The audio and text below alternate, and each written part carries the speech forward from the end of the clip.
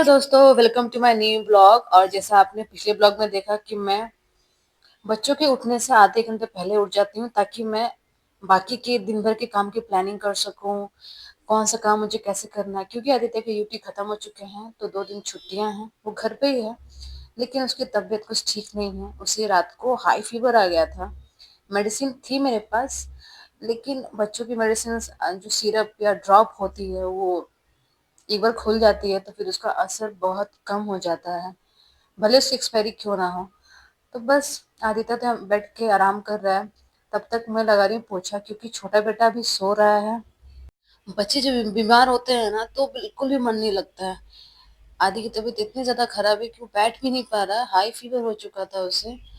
लेकिन काम तो करना ही है, क्योंकि छोटा बेटा सो रहा है, उठेगा तो उसे भी संभालना है, और वो बहुत छोटा है तो उसे बहुत ज्यादा केयर की जरूरत पड़ती है।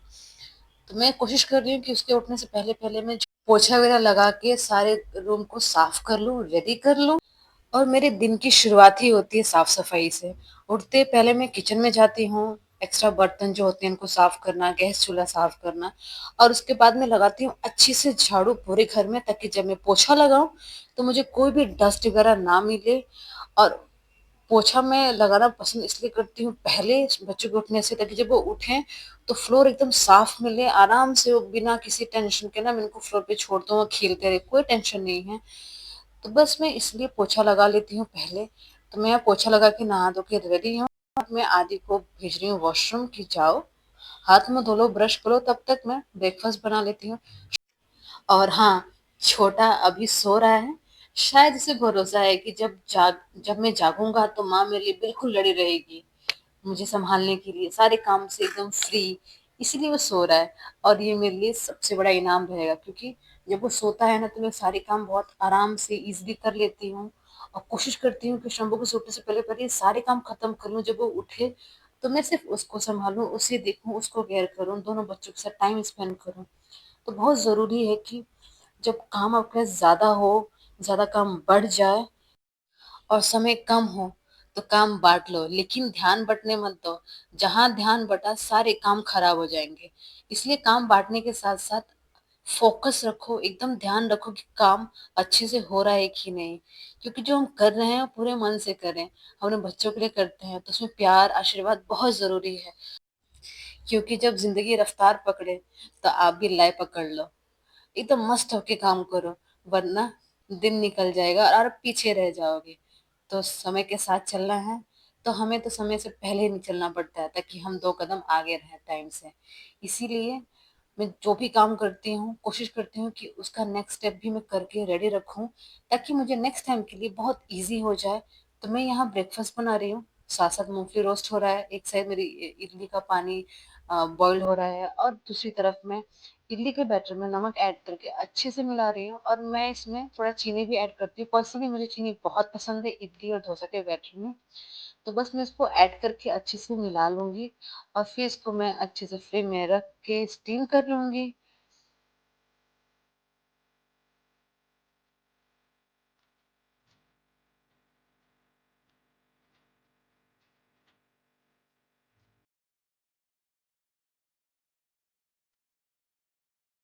तो बस मेरा यहाँ बैटर अच्छे से रेडी है।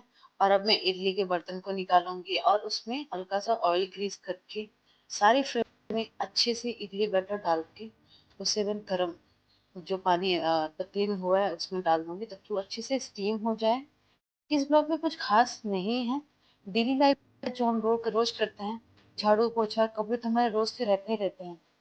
पूरे दिन में अलग एक ही चीज होती है, खाना। हम अलग अलग तरीके का खाना ट्राई करते हैं, बनाते हैं, परोसते हैं, बच्चों को खिलाते हैं।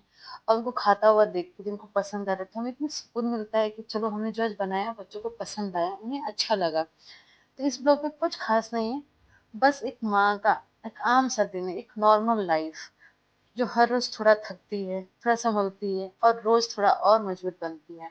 रोज एक नए नए आइडियाज लेके आती है कि आज ऐसे बनाए खाना, कल ऐसे बनाओगे शायद बच्चों को और अच्छा लग जाए। तो बस इस ब्लॉग में यही है। कभी सोचिएगा आप भी किसी के लिए ऐसी ताकत है कि नहीं है, आप अपनी फैमिली के लिए ताकत हैं।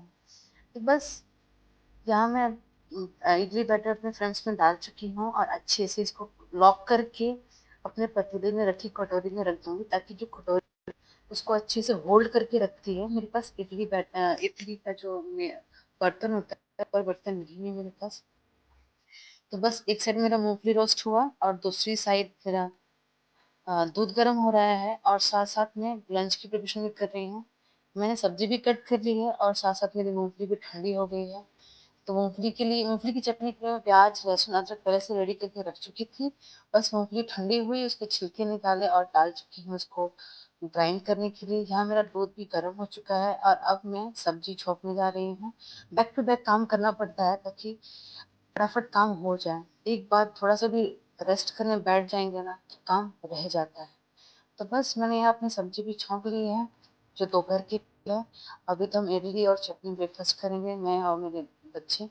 हस्बैंड आफ्टरनून में आएंगे, तब तक मेरा लंच भी रेडी हो जाएगा। तो बस मेरी सब्जियाँ छौंक छौंक चुकी हूँ, और अब मैं पीस लूँगी चटनी अपनी। तो बस मैं ऐड कर रही हूँ नमक और हल्का सा पानी, और इसे ग्राइंड कर लूँगी।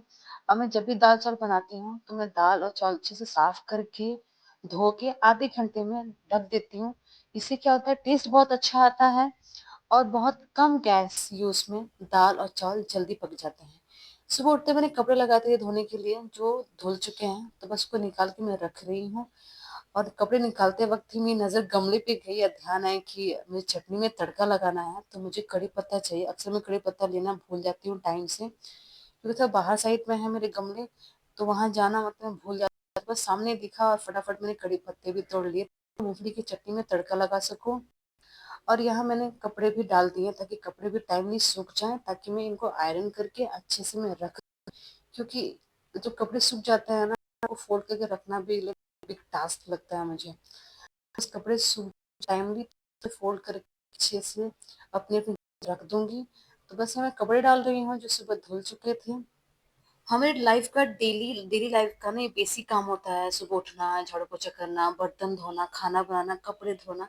जब हमारे 4-5 बेसिक काम हो जाते हैं ना, तो हम बहुत रिलैक्स फील करते हैं कि हमारा बेसिक काम हो चुका है, उसके बाद कुछ एडिशनल आएगा तो भी हम लोग कर लेंगे।